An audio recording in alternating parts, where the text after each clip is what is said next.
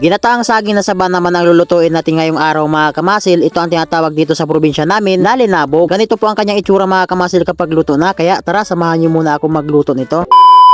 Maayong adlaw sa inyong tanan, maaga pa lang dyan mga kamasil ay pumunta na agad ako dito sa aming lumang bukid o sa aming uma para tingnan yung aming mga tanim na saging kung may mga bunga na. At pagkarating ko nga dito mga kamasil, abay, ilang puno rin yung may mga bunga dito na saging na saba, kaya naman naisipan kong kunin na lang. Bago ko nga pala kunin yung saging na saba ay nilinisan ko muna itong mga puno ng saging, tinanggal ko lamang yung mga patay na dahon para naman mas maganda yung kanyang bunga. Ay perfect man din. At pagkatapos kinuha ko na rin yung saging, grabe, napakalaki at napakasarap nito mamaya. Bali ito nga pala yung aming mga tanim na saging ng mga nakaraang taon pa at nakilang ulit na rin pala ako dito nakakuha ng mga saging na saba. Iba-iba din kapag may mga tanim ka dito sa probinsya ay talagang kahit wala kang bigas, meron ka lang tanim na saging, hindi ka talaga magugutom. After nga natin makuha yung saging na saba at maintindi na, agad naman akong humanap dito ng niyog na gagamitin sana namin panggata. At habang ako humahanap ng niyog mga kamasil ay nakakita naman ako dito ng 2 pirasong langka. At kumuha na rin pala ako dito ng 2 pirasong niyog. Bali babalikan nga pala natin yung ating langka na nakita mga kamasil, babalutin naman natin yung nasako at papahinugin. Relate din ba kayo dito mga kamasil sa aking ginagawa? Ganito nga pala ang tradisyonal namin na pagbabalat ng niyog sa probinsya kapag wala kaming dalang buruntan. At kung nakarating ka naman dito sa gitna ng video na to mga kamasil, pa-comment naman kung taga saan ka para malaman ko kung saan nakakarating ang video ko na ito. At papindot na rin yung heart react, kahit anong react dyan mga kamasil, basta gusto nyo ay okay lang. After nga natin mabalatan yung niyog na nakuha natin kanina mga kamasil, agad na rin akong pumunta dito sa aming munting kubo. At pagkarating ko nga dito mga kamasil, ayan, napakaganda yung view. Bali binaba ko lang pala yung aking dala dyan mga kamasil, agad naman akong pumunta dito sa aming sapa para kunin yung mga galon na pinaglagyan ni mama ng mga tubig at dalhin doon sa aming kubo. At dahil wala na rin kaming tubig mga kamasil, kaya naman nagigib na rin ako. Ay perfect man din. At pagkarating ko nga dito sa kubo, inintindi ko lamang yung saging na saba na lulutuin natin for today's video. Bali pinangtanggalan ko lang pala yan mga kamasil ng mga balat at inilagay sa isang lagayan. At after that, ito na siya mga kamasil, hiniwa-hiwa ko lang sa maliliit. Dapat pahaba siya mga kamasil. Depende din sa inyo kung anong style ng pagluto ninyo. Itong niluluto ko naman mga kamasil ay para lang din sa amin, pang merienda lang din namin dito sa bukid. Pero kapag binibenta naman mga kamasil, dapat gandahan din natin para naman hindi tayo iwan ng customer. Bali alas 11 na rin pala ito ng umaga mga kamasil, kaya sabi ko kay mama, ito na lang yung gagawin naming tanghalian kasi kung magsasaing pa kami mga kamasil ay sayang din naman at dito pa lang ay busog na rin kami. Dahil wala nga kami ditong saraan sa bukid mga kamasil, kaya naman naisipan kong kumuha ng ibang bahagi ng niyog na ito. Gunot nga pala ang tawag namin dito sa probinsya mga kamasil na kadalasan ginagamit din namin dito sa bukid kapag wala kaming saraan. Hindi ko alam kung anong tawag nito sa ibang lugar, basta dito sa lugar namin ay gunot ng niyog ang tawag namin dito. After ko nga malagay yung huling gata ay nilagyan ko naman dito ng asin para naman timbang yung lasa at naglagay na rin pala ako dito ng 3 kutsarang asukar. At pagkatapos nga pala mga kamasil, sinalang ko naman dito sa aming munting dapugan at papakuluan naman natin ito ng ilang minuto at papahibasin natin yung huling gata na nilagay natin kanina. And after that, gagaluhin lamang natin mga kamasil para naman magtimbang yung kanyang pagkaluto. Kita nyo naman kumukulo-kulo na, ay perfect man din. At kung nagustuhan mo naman ang video na to mga kamasil, pa-comment naman kung ano pa ang dapat na luto na gawin natin dito sa saging. At pagkatapos mga kamasil ng ilang minuto, ayan, luto na rin yung ating ginataang saging o kung tawagon dyan sa lugar namon, nilabog. Ay perfect man din. Paano ba yan mga kamasil? Hindi ko kayo mayaya sa pagkainan namin, kaya naman yayain na lang kayo dito sa pamamagitan ng ating video. Tara, kain muna tayo ng ginataang saging. At kung nakikrave ka naman dito sa ating niluto mga kamasil at kung meron namang saging dyan sa lugar ninyo, abay kuha na at magluto na rin ng nilabog na saging o ginataan. Tunay nga mga kamasil na kapag may tinanim ka ay may anihin ka, kapag may niluto ka may kakainin ka. So paano mga kamasil, hanggang dito na lang yung ating gagawing vlog at maraming salamat sa inyong panonood. Bye bye and peace out. Ingat palagi. Please like, comment and share.